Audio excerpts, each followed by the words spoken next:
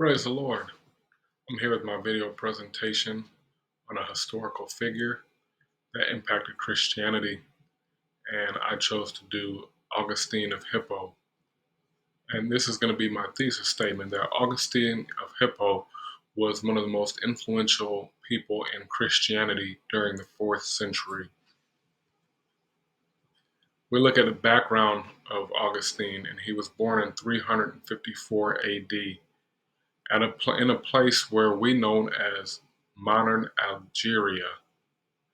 He was raised by a pagan father and a Christian mother, so he had quite the upbringing when it came to religion and worldview.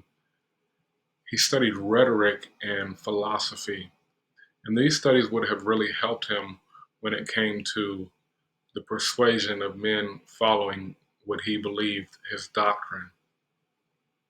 He practiced dualism early on in his life, which is a mixture of religions, including Christianity. And later on, he turned to Neoplatonism for his spiritual insight. And this is a religion that it's a philosophical spiritual movement at the time from the ideas of Plato. So he had a little bit of switching going on as far as what he believed, searching. And when he did come to Christianity, he was converted in 386 AD after a spiritual crisis. He struggled for a deeper longing of truth and a union with God.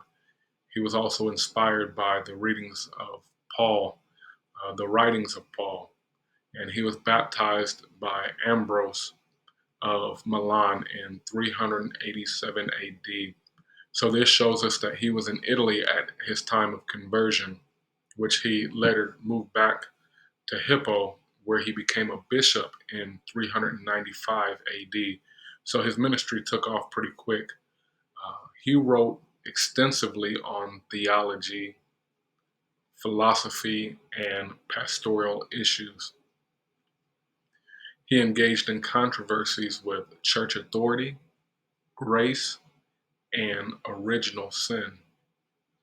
His original sin theory or doctrine, we could say, was that all human beings inherited a sinful nature and a tendency to sin because of Adam and Eve's disobedience in the garden. That all people were born sinful with a sinful nature and separated from God, and that we aren't just sinners because we sin, but we were born with a corrupt, sinful nature. He was the author of many books.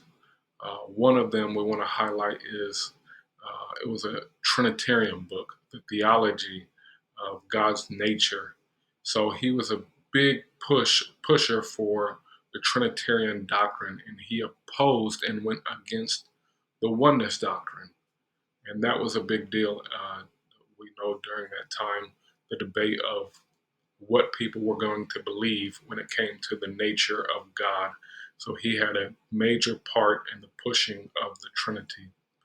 He had other books on Christianity and Christian doctrine, and he also wrote The City of God, the defense of Christianity after the fall of Rome.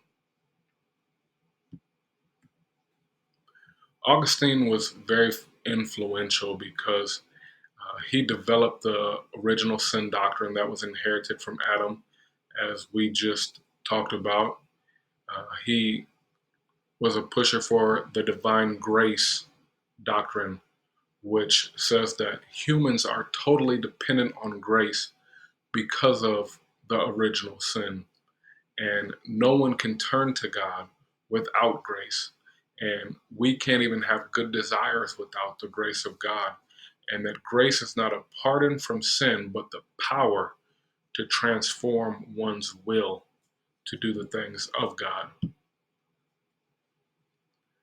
He has a lasting impact on Christianity because his teachings are still fundamental in churches today, like the Catholic churches, the Protestant churches, and most all Christians agree with his divine teaching.